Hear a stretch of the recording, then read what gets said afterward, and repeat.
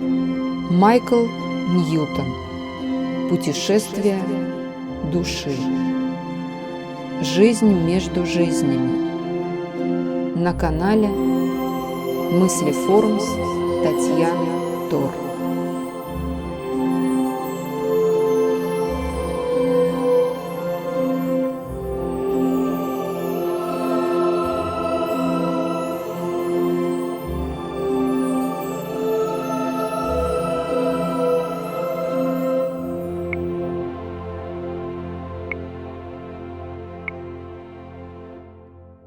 Взгляните на все глазами бессмертной души.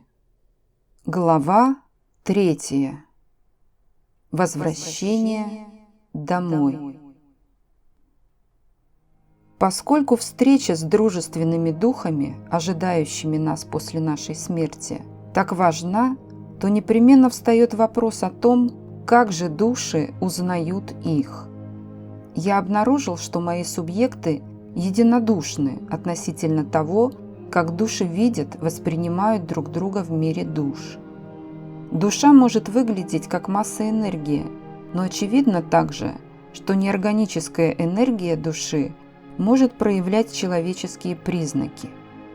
Души могут проецировать формы своих прошлых жизней, и они часто делают это, общаясь друг с другом.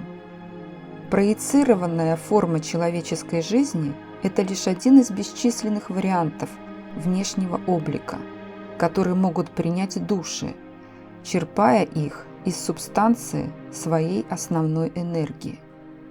Позже, в главе 6, я буду рассматривать еще один отличительный идентификационный признак души. У каждой души особая цветовая аура. Большинство моих субъектов сообщают, что первая личность, которую они видят в духовном мире, это их личный гид-проводник. Однако по окончании жизни нас также может встречать родственная душа. Гиды-проводники и родственные души – это совсем не одно и то же. Если бывший родственник или друг предстает перед вновь прибывшей душой, ее постоянный гид – может при этом и не присутствовать. Я полагаю, что обычно гиды находятся где-то поблизости, контролируя прибытие души своим особым способом. В следующем случае душа моего субъекта только что прошла через духовные врата, где ее встретило продвинутое существо, которое, очевидно, имело тесные отношения с субъектом на протяжении многих прошлых жизней. Хотя эта родственная душа не является первоначальным гидом моей пациентки, она встречает ее и окружает любовью и заботой. Случай 6. Доктор Ньютон. Что вы видите вокруг себя? Субъект. Это как если бы я плыла вперед по чистому белому песку, который перемещается вокруг меня, и я под огромным пляжным зонтом с ярко раскрашенными вставками. Все парообразные, но держатся вместе. Доктор Ньютон. Встречает ли вас кто-нибудь? Субъект. Пауза. Я думала, что была одна, но в нерешительности. На расстоянии, свет, стремительно приближающийся ко мне. О мой Боже! Доктор Ньютон. Что это? Субъект. Взволнованно. Дядя Чарли! Громко. Дядя Чарли, я здесь! Доктор Ньютон. Почему именно эта личность первой пришла вас встречать? Субъект, не обращая внимания на вопрос. «Дядя Чарли, мне так не хватало тебя!» Доктор Ньютон. Почему именно эта личность первой пришла вас встречать? Субъект. Потому что из всех моих родственников я больше всего любила его. Он умер, когда я была ребенком. И я так и не смогла примириться с этим. Это было в прошлой жизни субъекта на ферме в Небраске. Доктор Ньютон, как вы узнали, что это дядя Чарли? Вы его узнали по каким-то признакам? Субъект, придя от волнения в движение. Конечно, он такой, каким я его запомнила. Веселый, добрый, милый. Он рядом со мной. Хихикает. Доктор Ньютон, почему вы смеетесь? Субъект. Дядя Чарли такой же толстый, как и раньше. Доктор Ньютон. И что же он дальше делает? Субъект. Он улыбается и протягивает мне руку. Доктор Ньютон. Означает ли это, что у него есть что-то вроде тела? Субъект. Смеется. Ну, и да, и нет. Я плаваю, и он тоже. Это в моем уме. Он показывает мне себя. И больше всего я осознаю его руку, которую он протягивает мне. Доктор Ньютон. Почему он таким как бы материальным образом протягивает вам свою руку? Субъект. Пауза. Чтобы подбодрить меня, вести меня дальше, к свету. Доктор Ньютон. И что же делаете вы? Субъект. Я иду с ним, и мы думаем о том, как хорошо мы проводили время вместе, играя на ферме среди сена. Доктор Ньютон. И он дает вам возможность увидеть все это в вашем уме, чтобы вы узнали, кто он такой? Субъект. Да, каким я его знала в моей последней жизни, чтобы я не боялась. Он знает, что я еще немного шокирована своей смертью. Субъект погибла внезапно в автомобильной аварии. Доктор Ньютон. Значит, сразу после смерти, неважно, опыт скольких смертей мы имели в других прошлых жизнях, мы можем испытывать некоторый страх, пока снова не привыкнем к духовному миру. Субъект. Не совсем страх. Это неправильно. Скорее, я встревожена. Каждый раз у меня это бывает по-разному. Автомобильная авария застала меня врасплох, неподготовленной. Я все еще в некотором замешательстве. Доктор Ньютон. Хорошо. Давайте пойдем дальше. Что сейчас делает дядя Чарли? Субъект. Он ведет меня в место, куда я должна пойти. Доктор Ньютон. На счет 3. Давайте отправимся туда. 1, 2, 3. Расскажите мне, что там происходит? Субъект. Долгая пауза. Там вокруг другие люди, и они смотрят дружелюбно, как я приближаюсь. Кажется, они хотят, чтобы я присоединилась к ним. Доктор Ньютон. Продолжайте двигаться в том же направлении. Кажется ли вам, что они ожидают вас? Субъект. Узнает.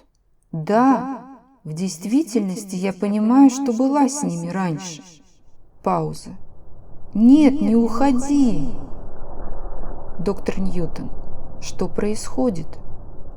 Субъект. Расстроена. Дядя Чарли уходит. Почему он уходит? Доктор Ньютон. Я приостанавливаю диалог, чтобы успокоить субъекта с помощью стандартных в такой ситуации методов, и затем мы продолжаем беседу. Обратитесь к своему внутреннему уму. Вы должны понять, почему дядя Чарли уходит сейчас. Субъект. Несколько спокойнее, но с сожалением. Да, он живет в другом месте. Он просто пришел встретить меня и привести меня сюда. Доктор Ньютон. Я думаю, что я понял. Задача дяди Чарли была первым встретить вас после вашей смерти и убедиться, что вы в порядке. И я бы хотел знать, чувствуете ли вы себя лучше сейчас, как если бы были дома. Субъект. Да, и поэтому дядя Чарли оставил меня с другими. Любопытным явлением духовного мира является то, что люди, имевшие для нас значение в нашей жизни, всегда могут встречать и приветствовать нас, даже если они уже живут другой жизнью, воплотившись в новом теле. Я объясню это позже, в главе 6. Затем, в главе 10, я проверю способность души разделять свою сущность таким образом, чтобы находиться сразу в нескольких телах одновременно на Земле. Обычно на этапе перехода души уменьшается физическое и ментальное бремя земного существования. И это происходит по двум причинам. Во-первых, тщательно организованный порядок и гармония в мире душ возвращает воспоминания о том, где мы были до того, как выбрали жизнь в физической форме. Во-вторых, на нас поразительным образом влияет то, что мы видим людей, которых и не чаяли когда-либо еще увидеть после их смерти на Земле. Вот еще один случай. Случай 7. Доктор Ньютон, теперь, после того, как вы получили возможность привыкнуть к тому, что вас окружает в мире душ, расскажите мне, как влияет на вас это место. Субъект. Здесь так тепло и уютно. Я чувствую облегчение, оставив Землю. Я хочу остаться здесь навсегда. Здесь нет напряжения или беспокойства, только чувство полного комфорта. Я просто плаваю. Так прекрасно. Доктор Ньютон, вы продолжаете плыть вперед? И какое следующее ваше главное впечатление с тех пор, как вы прошли через духовные врата? Субъект. Пауза. Чувство, что все это знакомо. Доктор Ньютон. Что знакомо? Субъект, поколебавшись. Ну, люди, друзья. Все, кто здесь есть, я думаю. Доктор Ньютон. Вы видите людей, с которыми были знакомы на Земле? Субъект. Я чувствую их присутствие, тех, которых я знала. Доктор Ньютон. Хорошо. Продолжайте двигаться дальше.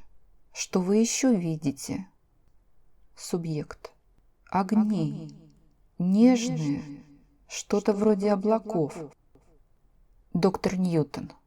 Когда вы движетесь, остается ли этот свет, эти огни такими же? Субъект. Нет, они растут. Шарообразные сгустки энергии. И я знаю, что это люди. Доктор Ньютон. Вы движетесь к ним или они к вам? Субъект. Мы движемся друг к другу, но я двигаюсь медленнее, чем они, потому что мне не ясно, что делать. Доктор Ньютон. Расслабьтесь и продолжайте плыть, рассказывая мне обо всем, что вы видите. Субъект. Пауза.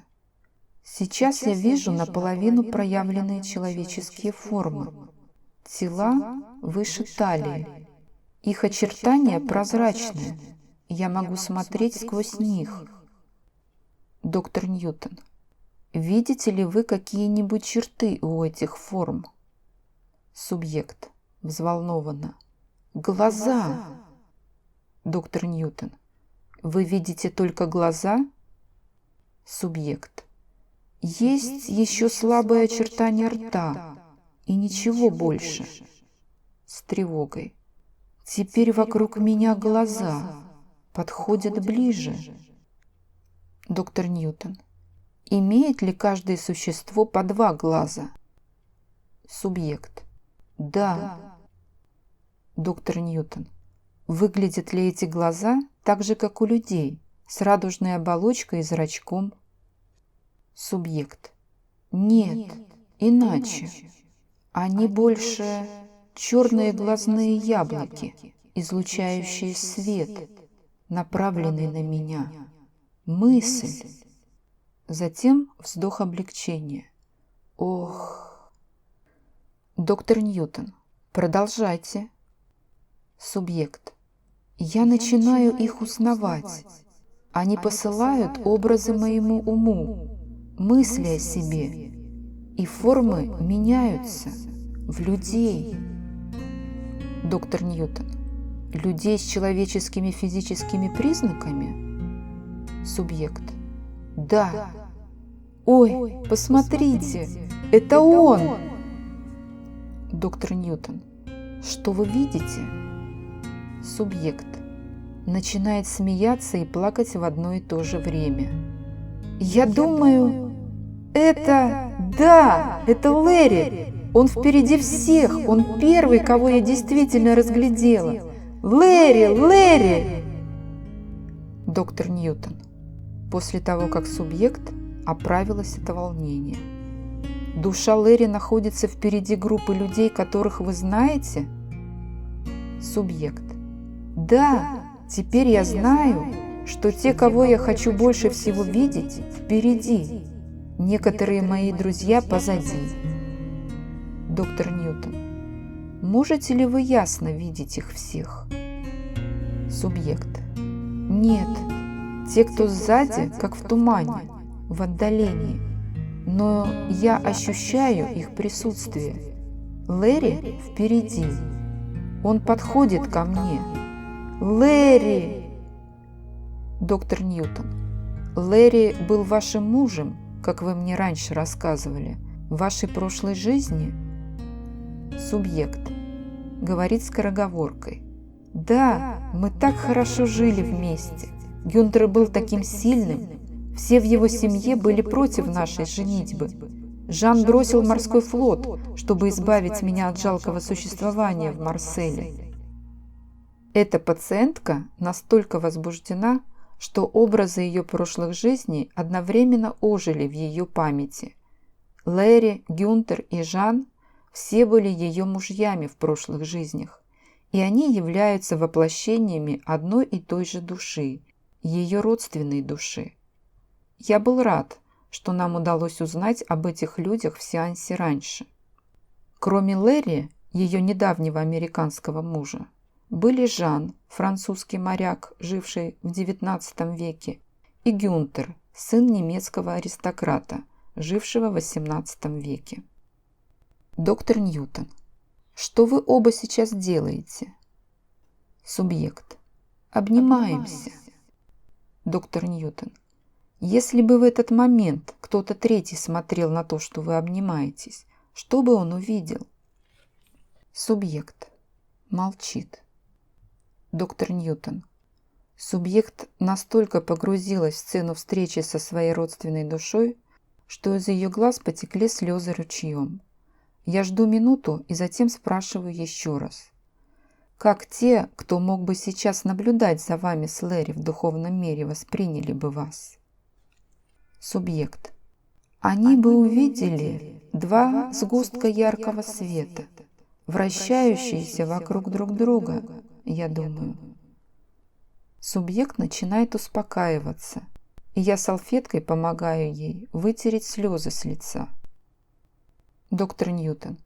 И что это означает? Субъект.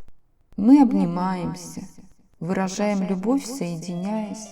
Это доставляет нам большую радость.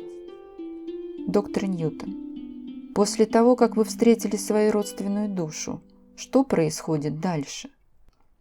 Субъект. Крепко схватилась за подлокотники кресла. Ой, они все здесь! До этого я только чувствовала их. Теперь их больше. Тех, кто подходит ко мне все ближе и ближе. Доктор Ньютон. И это началось после того, как ваш муж подошел к вам? Субъект. Да, мама. Она подходит ко мне. Мне так ее не хватало. Ах, мама! Субъект опять начинает плакать. Доктор Ньютон. Хорошо. Субъект. Ах, пожалуйста, не задавайте мне сейчас вопросы. Я хочу насладиться этим.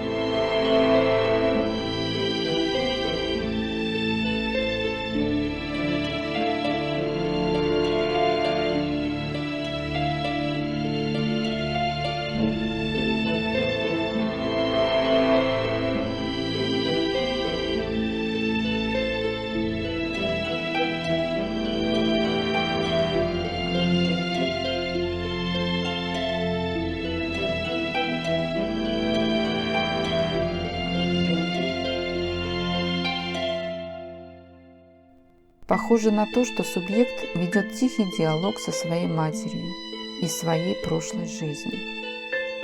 Доктор Ньютон. Я жду минуту и продолжаю.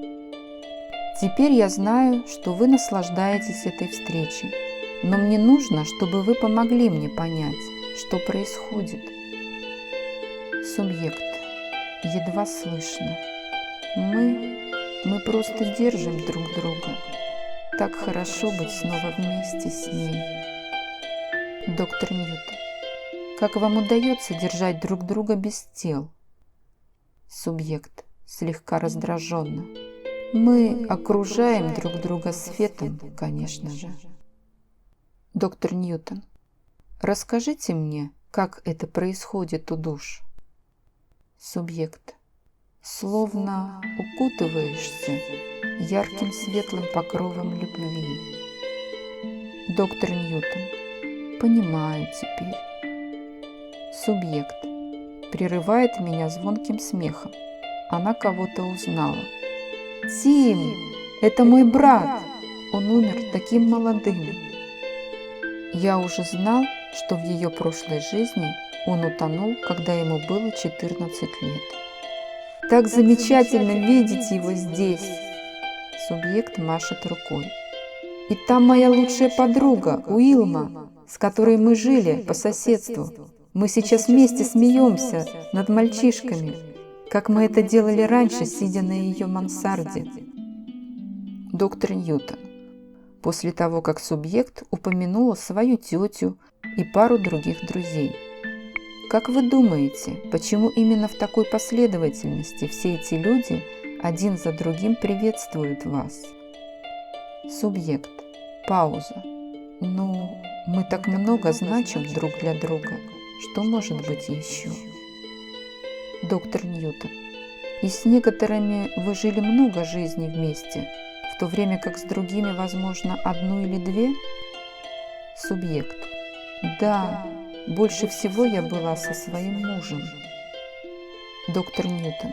Видите ли вы своего гида-проводника где-нибудь поблизости? Субъект. Он здесь. Я вижу его отплывающим в сторону. Он также знает некоторых из моих друзей. Доктор Ньютон. Почему вы называете своего проводника «он»?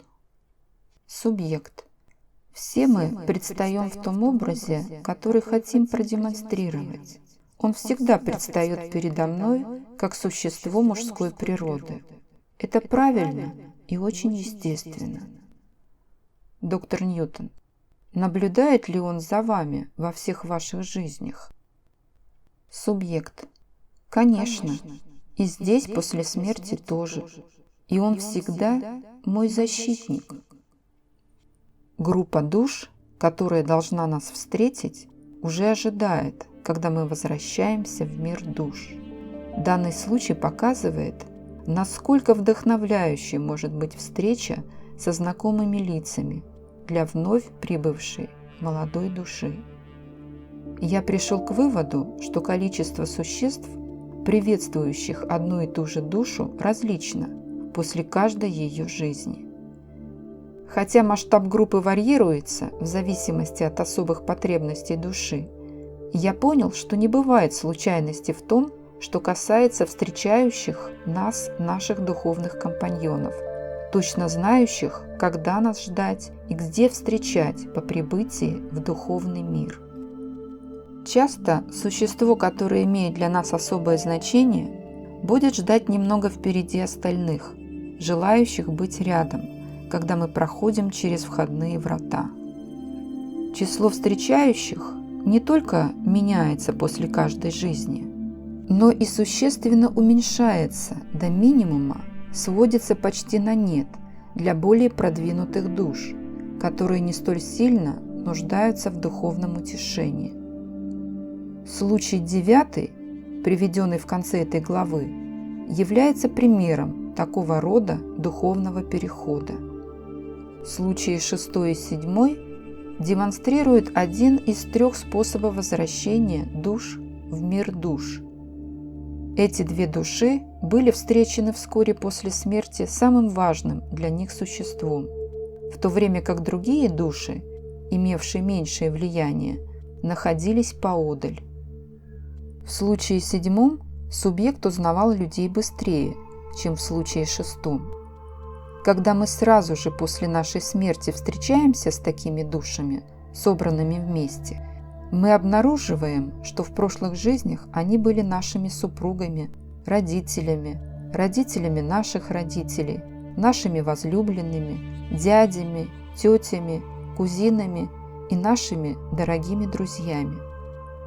Я был свидетелем нескольких совершенно душещипательных эмоциональных сцен в сеансах с моими пациентами на данном этапе их перехода в духовный мир. Однако эмоциональные встречи, происходящие между душами на этой стадии духовного перехода, являются лишь прелюдией к нашему окончательному возвращению в особую группу существ, которые находятся на том же уровне зрелости, что и мы. Такие встречи являются еще одним эмоциональным всплеском для субъекта, находящегося в процессе сверхсознательного воспоминания. Духовные организационные планы и мероприятия, в том числе то, как формируются группы и проверяется совместимость душ друг к другу, будут описаны в последующих главах. На данный этап важно понять, что приветствующие нас существа могут не быть частью нашей особой учебной группы в мире душ, потому что не все люди, которые были близки нам в наших прошлых жизнях, находятся на одном с нами уровне развития. То, что они решили встретить нас сразу же после нашей смерти, еще не означает, что они будут входить в состав нашей духовной учебной группы, когда мы прибудем на место нашего назначения в этом путешествии. Например, в случае 6 дядя Чарли был явно более продвинутой душой, чем мой субъект, и мог даже выполнять роль духовного проводника.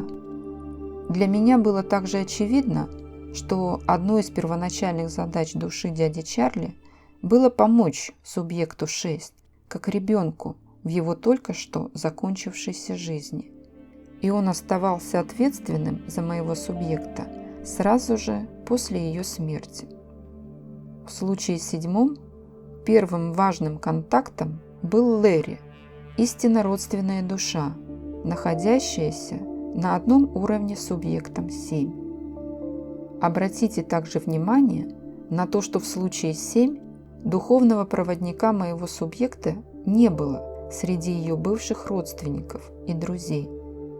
Однако, когда происходила встреча, можно было заметить признаки того, что вся она управлялась этим духовным проводником, который сам в это время оставался в тени.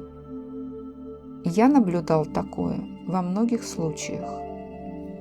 Второй вариант встречи вновь прибывших душ – это спокойная многозначительная встреча исключительно со своим духовным гидом-проводником, как в случае 5. Случай 8 иллюстрирует продолжение такого рода встреч. Кто и как нас встречает после смерти, определяется особым стилем нашего духовного гида, а также свойствами нашего индивидуального характера. Я пришел к выводу, что продолжительность этой первой встречи с нашим гидом меняется после каждой нашей жизни, и это зависит от обстоятельств прошедшей жизни. Случай 8 показывает степень близости людей с их духовными гидами-проводниками. У многих гидов довольно странные и звучные имена, в то время как другие имеют довольно обычные.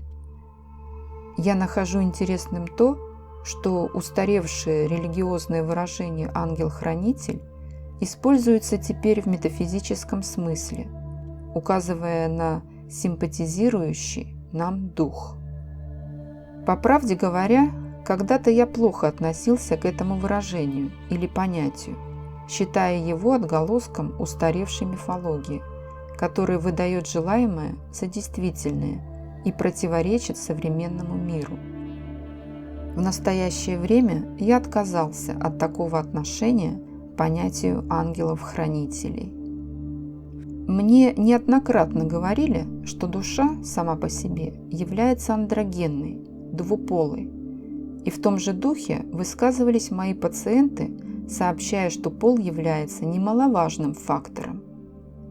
Я узнал, что все души могут и на самом деле принимают попеременно то мужской, то женский ментальный облик по отношению к тем или иным существам, как различные личностные формы. Случаи 6 и 7 показывают важность того факта, что вновь прибывшая душа видит знакомые лица, имеющие соответствующий пол. То же самое прослеживается и в следующем случае. Я выбрал случай 8 еще и для того, чтобы показать, как и почему души решают предстать перед остальными в духовном мире в человеческой форме. Случай 8. Доктор Ньютон, вы только что начали действительно покидать астральный план Земли и продвигаетесь все дальше и дальше в мир душ. Я хочу, чтобы вы рассказали мне, что вы чувствуете.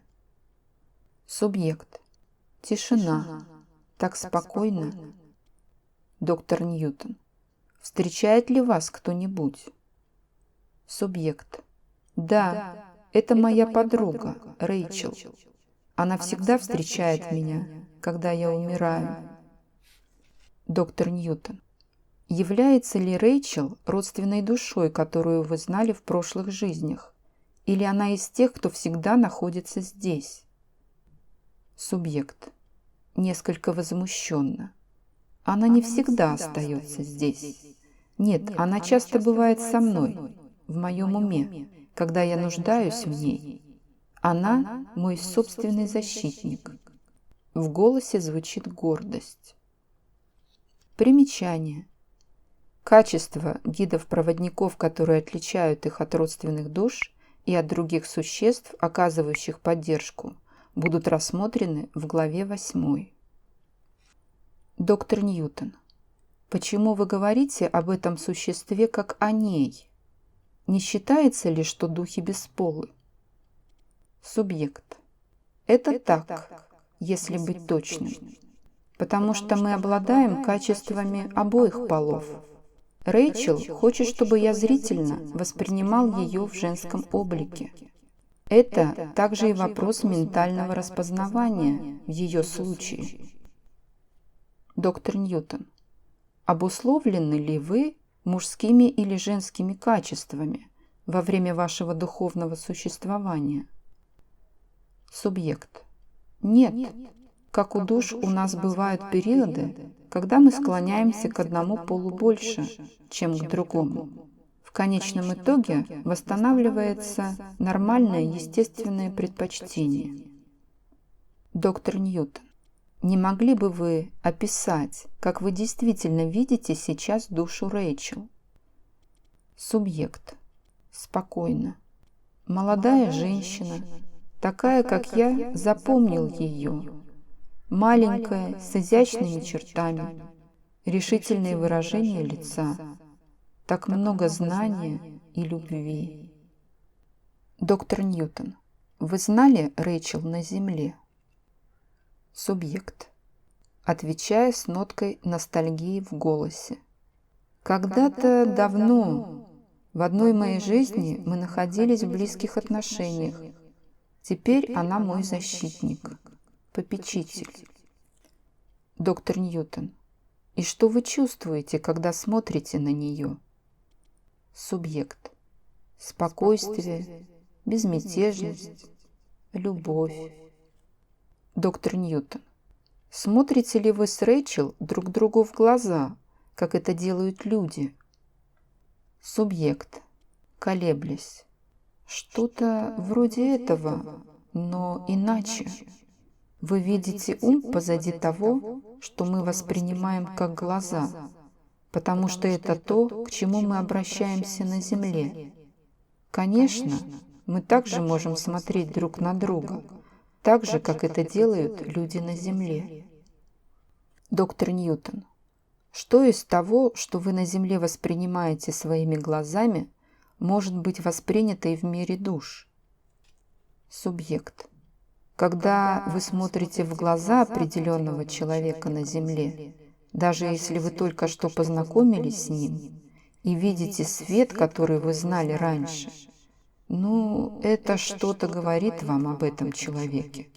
Как человек вы не знаете, что это и почему, но ваша душа помнит. Примечание. От многих своих пациентов я слышал об отражении света духовной личности в глазах близкого им человека, родственной души. Что касается меня, то я помню, как испытывал подобное мгновенное узнавание только раз в своей жизни, когда я впервые увидел мою будущую жену. Поразительное и одновременно пугающее ощущение. Доктор Ньютон. То есть вы говорите, что иногда, когда два человека на Земле смотрят друг на друга, им может показаться, что они знали друг друга раньше? Субъект. Да, это то, что называется дежавю, словно это уже было когда-то. Доктор Ньютон. Давайте вернемся к Рэйчел в мире душ.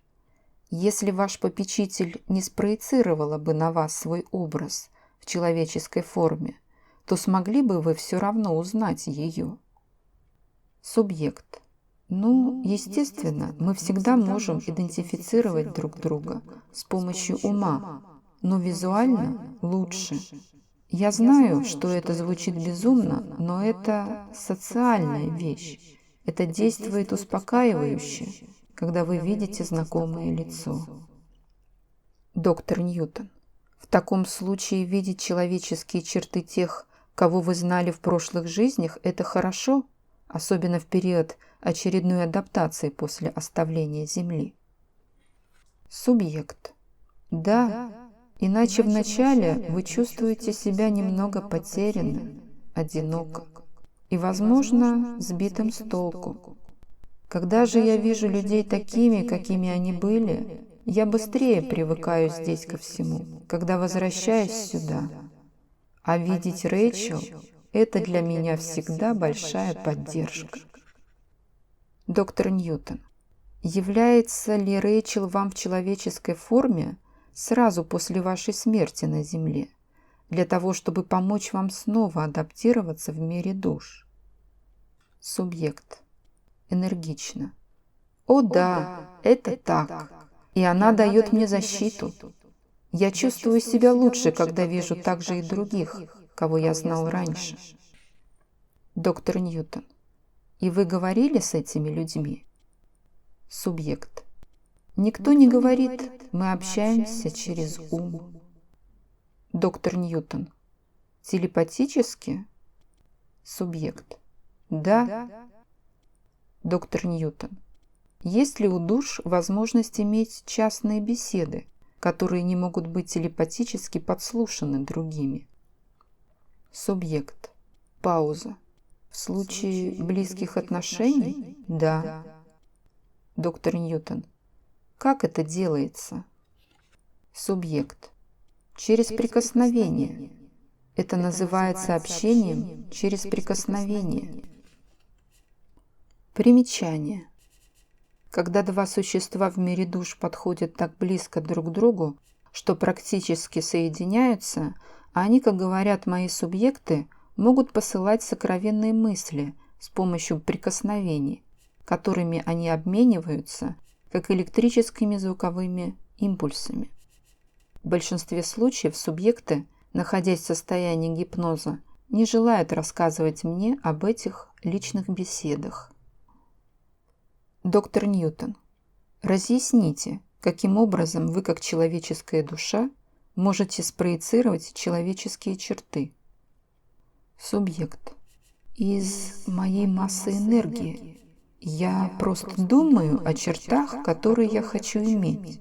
Но я не могу рассказать вам, откуда берутся у меня способности проделывать это. Доктор Ньютон. Хорошо.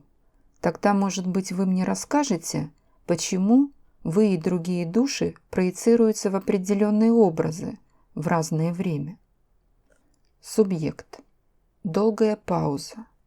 Это зависит от того, где вы оказались, перемещаясь здесь, когда увидели другого, и от вашего состояния ума. Доктор Ньютон. Это то, что я хочу понять. Расскажите мне больше о том, как вы узнаете друг друга. Субъект.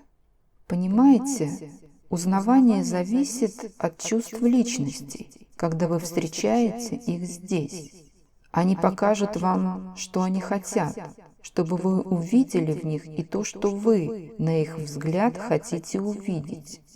Это также зависит от обстоятельств вашей встречи с ними.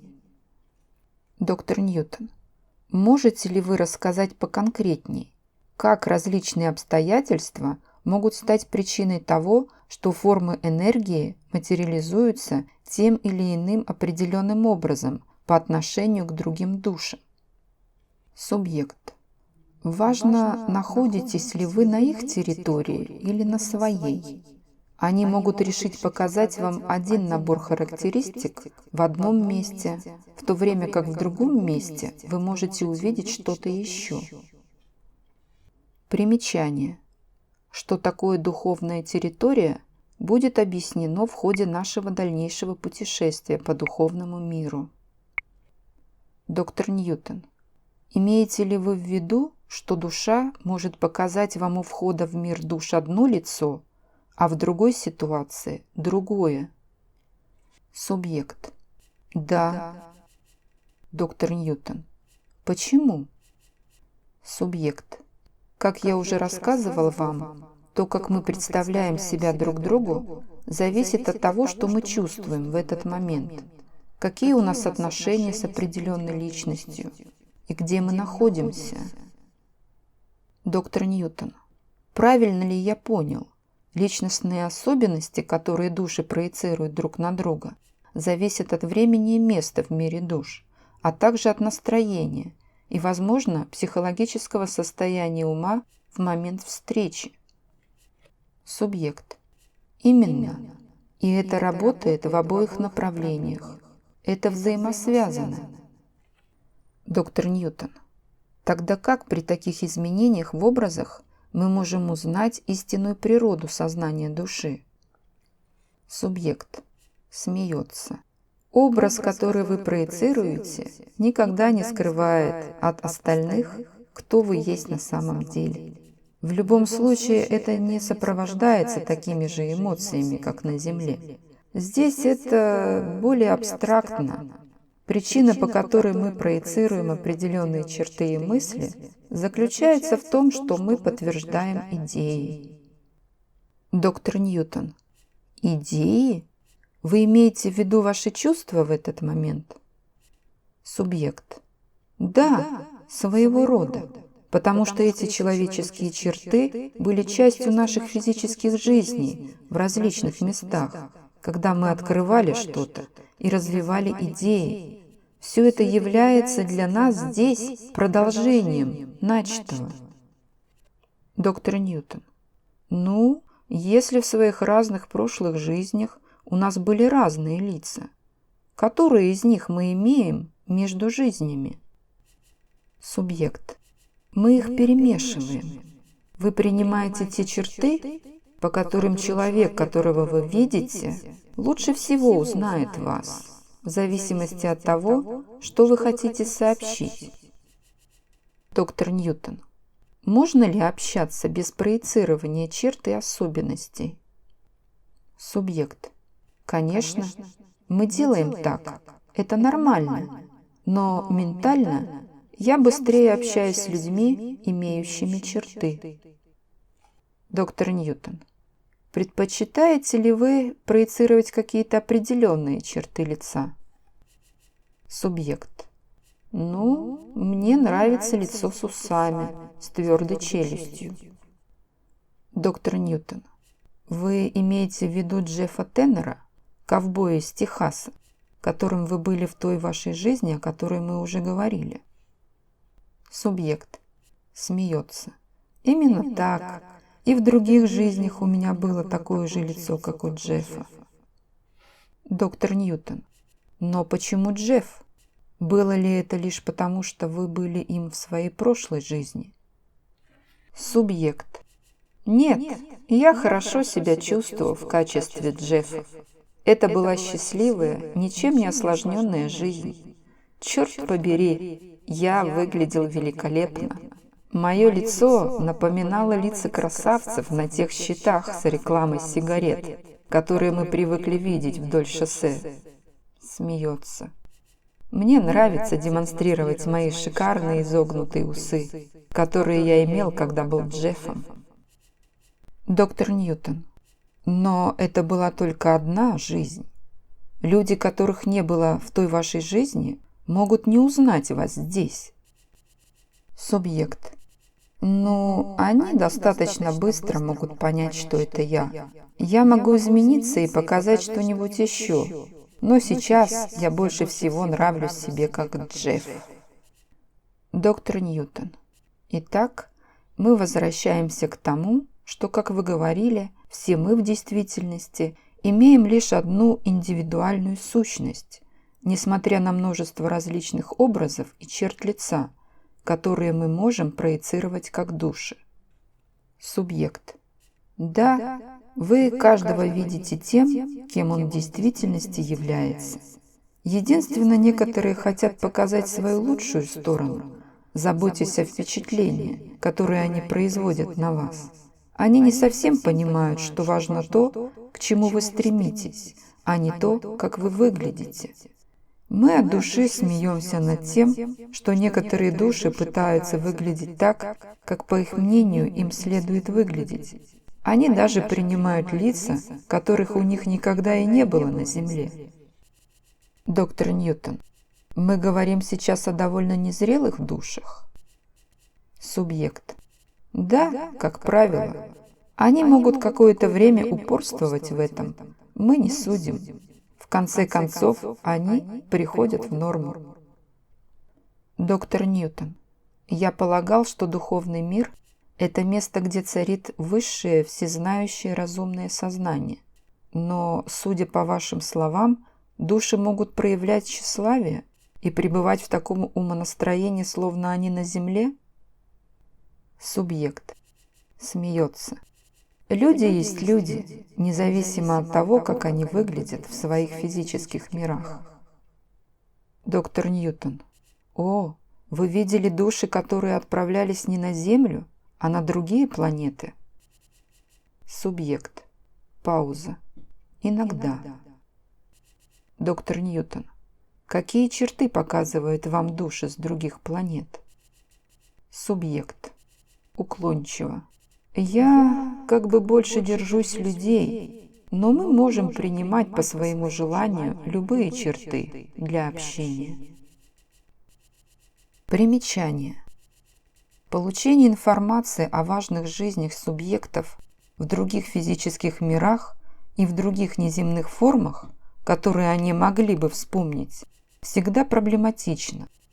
В ограниченный круг тех, кто может вспомнить этот опыт, обычно входят более продвинутые души, как мы увидим позже. Доктор Ньютон.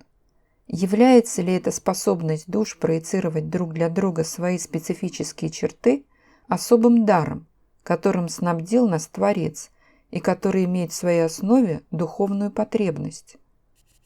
Субъект. Мне это неизвестно, я не Бог. Идея о том, что души в мире душ могут ошибаться и заблуждаться, некоторым представляется странным. Высказывания и утверждения субъекта 8 и всех других моих пациентов указывают на то, что большинство из нас далеки от совершенства в духовном мире. Важнейшей целью реинкарнации является самосовершенствование. Психологические особенности и варианты развития души, как в духовном мире, так и за его пределами, это то, что составляет основу моей работы. Мы увидели, насколько важно то, что души встречаются с другими существами, вступая в духовный мир. Помимо описания воссоединения душ с их гидами-проводниками и другими знакомыми им существами, я также упомянула о третьей форме возвращения в духовный мир после смерти. Этот вариант, когда душу вообще никто не встречает, мог бы привести в замешательство неопытную душу. Хотя это происходит с меньшинством моих пациентов, мне все-таки немного жаль этих субъектов, описывающих, как их влекут невидимые силы, совершенно одних, без какого-либо сопровождения, к их конечному месту назначения, где они, наконец, вступают в контакт с другими. Это как если бы вы прилетели в чужую страну, где вы когда-то раньше были, но нет ни камер хранения, ни какого-либо справочного бюро, ни какой-либо подсказки, позволяющей сориентироваться. Больше всего меня беспокоит в этом варианте возвращения то, что отсутствуют всякие признаки акклиматизации вновь прибывающей души. Те души, которые используют возможность перемещаться в мире душ в одиночку, не разделяют мои опасения по поводу возможных переживаний души, оказавшейся одной после физической смерти. В действительности люди этой категории являются опытными путешественниками. Кажется, что они, как более старые и зрелые души, не нуждаются в системе первичной помощи и поддержки. Они хорошо знают, куда они отправляются после смерти. Я подозреваю, что для них также ускорен и сам процесс, потому что им удается быстрее добраться туда, откуда они родом, чем душам, которых встречают. В случае 9 пациент воплощался очень много раз, тысячи лет. Примерно уже 8 жизней, не считая текущую, его больше никто не встречает у духовных врат. Случай 9. Доктор Ньютон, что происходит с вами в момент смерти? Субъект. Я испытываю чувство большого облегчения и быстро удаляюсь от Земли. Доктор Ньютон, как бы вы охарактеризовали свое перемещение Земли в мир душ? Субъект. Я вспыхиваю, как столб света, и я уже в пути. Доктор Ньютон, всегда ли это происходило с вами таким образом? Субъект. Нет, только после ряда последних моих жизней. Доктор Ньютон, почему так происходит? Субъект. Я знаю дорогу, мне нет необходимости кого-либо видеть, я спешу. Доктор Ньютон, и вас не беспокоит то, что вас никто не встречает? Субъект.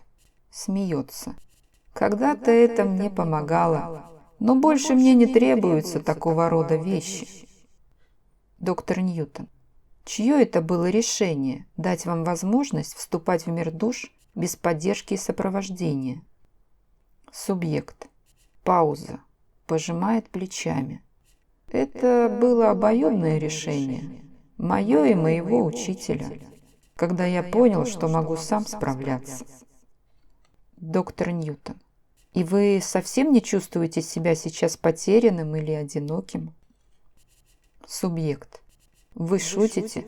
Мне больше не нужно, чтобы кто-то держал меня за руку. Я знаю, куда я иду, и я очень хочу туда попасть. Меня притягивает словно магнитом, и я наслаждаюсь этим быстрым перемещением. Доктор Ньютон, объясните мне, как работает этот механизм притяжения, который позволяет вам попасть в место своего назначения? Субъект. Я перемещаюсь по волне, на луче света. Доктор Ньютон. Является ли этот луч электромагнитным? Субъект. Ну, это подобно радиоволне. Кто-то подбирает подходящую мне частоту. Доктор Ньютон. Хотите ли вы сказать, что вас ведет невидимая сила, и что вы не можете произвольно контролировать это, например, ускорять что-либо, как вы могли это делать в момент смерти? Субъект. Да, я должен следовать в соответствии с волновым диапазоном световых частиц. Волны имеют направление, и я плыву вместе с ними. Это просто. Они все сами делают это для вас. Доктор Ньютон. Кто делает это для вас? Субъект. Те, кто контролирует, управляют всем. Я точно не знаю. Доктор Ньютон. Значит, вы не контролируете и не ответственны за определение направления своего движения? Субъект. Пауза. Мой ум настроен на волну движения. Я плыву в резонансе. Доктор Ньютон. В резонансе? Вы слышите звуки? Субъект. Да, волновой луч вибрирует. Я нахожусь внутри него. Доктор Ньютон. Давайте вернемся к вашему высказыванию о радио. Влияют ли на ваши духовные путешествия вибрационные частоты, высокое, среднее и низкое качество резонанса? Субъект. Смеется. Это неплохо, да. Я на правильном пути, словно вижу маяк, звуковой и световой, и он является частью моей собственной тональности, моей частоты. Доктор Ньютон. Я не уверен, что я понял, как свет и вибрации комбинируются в диапазоне частот, определяющем направление вашего движения. Субъект. Представьте гигантский камертон внутри мигающего света, стробоскопа. Доктор Ньютон. О, значит, там есть энергия? Субъект.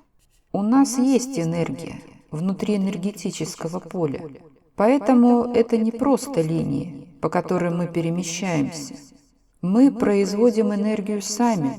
Мы можем использовать эти силы в зависимости от нашего опыта. Доктор Ньютон. Значит, уровень вашей зрелости дает вам некоторый элемент контроля в отношении скорости и направления движения. Субъект. Да, но не в начале. Позже, после того, как я уже устроюсь там, у меня появляется больше возможностей перемещаться самостоятельно. А сейчас меня уносит, и я должен устремиться вперед вместе с этим. Доктор Ньютон. Хорошо, останьтесь с этим и опишите мне, что дальше происходит с вами. Субъект. Короткая пауза. Я перемещаюсь один, направляюсь к своему родному месту, с которым я связан. В состоянии гипноза аналитический, самосознающий ум работает в тесном союзе с подсознательным умом, чтобы отвечать на послания, адресованные нашей глубинной памяти, и получать их. Субъект 9 является инженером-электриком, и поэтому он использует технический язык, чтобы выразить свои духовные ощущения. Я поощрял склонность этого пациента объяснять свои мысли о путешествии души с помощью технических терминов и выражений, но не навязывал ему этого своими намеками и предположениями. Все субъекты приходят со своими специфическими знаниями, что откладывает определенный отпечаток на их ответы на вопросы о духовном мире. Субъект 9 использовал знания физических законов, чтобы описать движение, в то время как другой человек мог бы сказать, что души, двигаясь в этом направлении, перемещаются в вакууме. Прежде чем проследить дальнейшее продвижение души в духовном мире, я хочу рассмотреть судьбу тех существ, которые либо еще не осуществили этот переход после физической смерти, либо должны будут отказаться от обычного маршрута.